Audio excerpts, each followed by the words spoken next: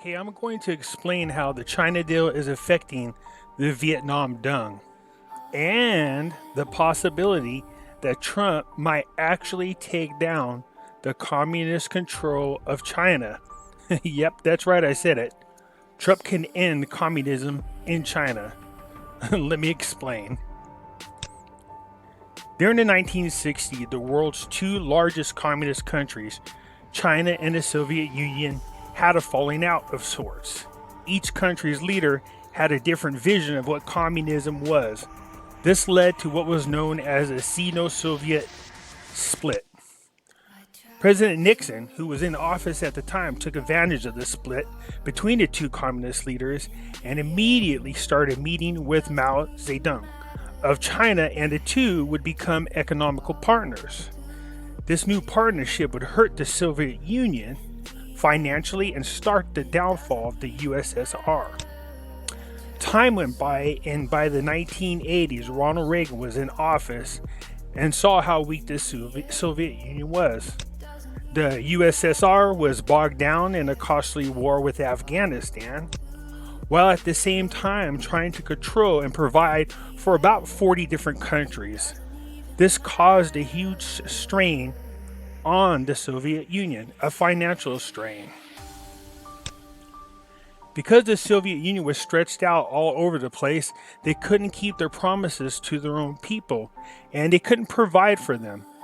The people suffered and often stood in bread lines taken up to 6 hours a day just to get a loaf of bread. Meanwhile, communist leaders were confiscating farms and land from the people and forcing them to work in the fields. Many people starved and died.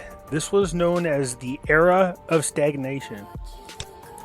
In 1985, Mikhail Gorbachev took office and often spoke out against many hardliner communist leaders. This would later on lead to an attempted coup against Mikhail Gorbachev. It was a failed coup. Sounds familiar, doesn't it? The Soviet people couldn't take it anymore, and they started to rise up and protest. Gorbachev knew changes had to be made. A few things happened. One is he allowed low amounts of capitalism into his country. Two, he also allowed foreign investors to invest into the Soviet Union as long as they invested into his government.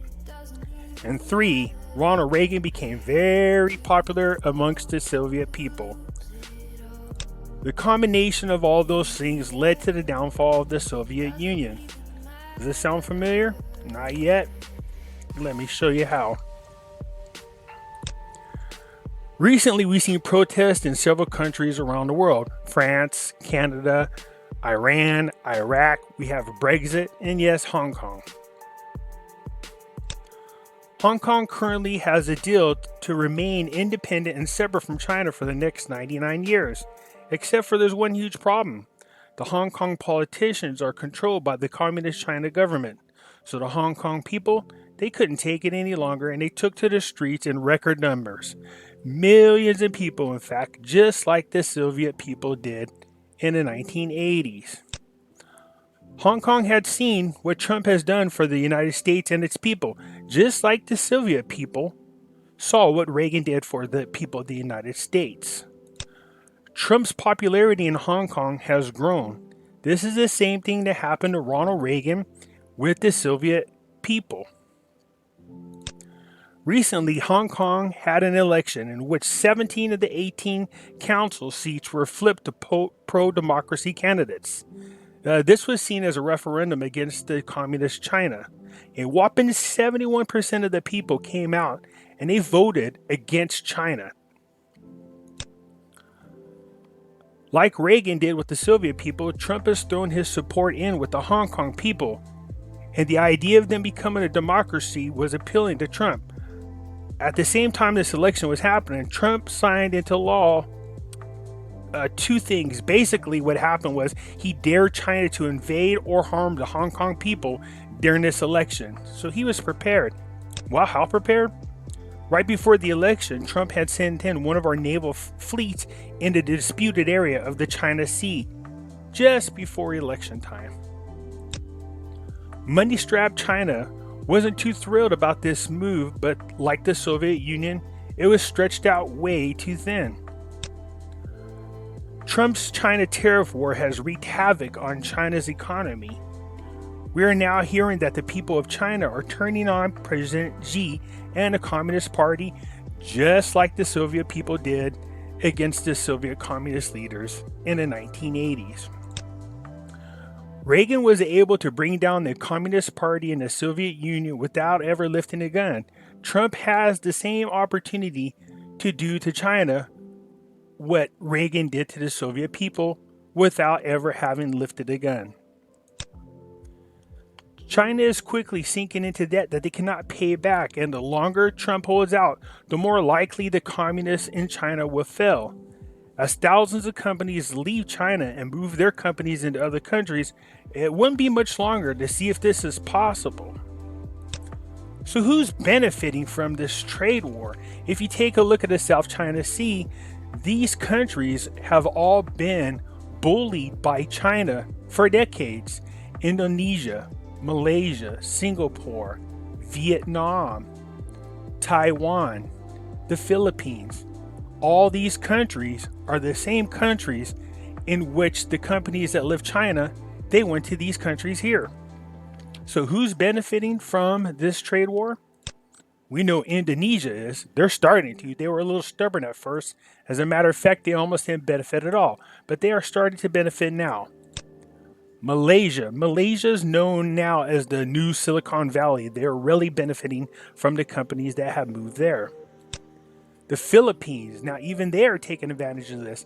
As a matter of fact, the Philippine leader has not been too thrilled about the fact that the China Navy people have been rolling up on his shores of his islands without his permission. And he's threatened to, even knowing that it could wipe out every one of his people, have him killed and his military wiped out. He has threatened to attack the China again if they dared go on his shore. So he's a bold guy. This guy here, their leader, he's a good guy. A lot of people don't like the way he rules the Philippines, but he's definitely a person that's there for his own people. But Philippines, they are benefiting. Taiwan is the biggest winner so far, it seems like, during this trade war. They are benefiting big time. In case you haven't noticed, these are all the same countries that surround the South China Sea. And of course, the big one for us, Vietnam. Vietnam is one of the winners of the South China Sea. Okay? Now, Trump has been using these countries to help cripple China's economy. And because of this, these countries have been able to get away with manipulating their own currencies. In order to draw companies away from China, they must be able to compete with the manipulated currency that China had. So the parallels between Ronald Reagan and Trump are remarkable. Is it possible that these two presidents could end communism as we know it? Only time will tell, but make no doubt about it.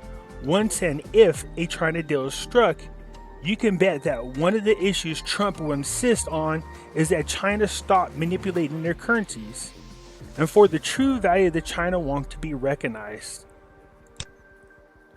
Once that happens, it will also force the other countries, including Vietnam, to do the same thing. You will see an increase in the value of the Vietnam dong. But until we see the end of the trade war, that's not going to happen.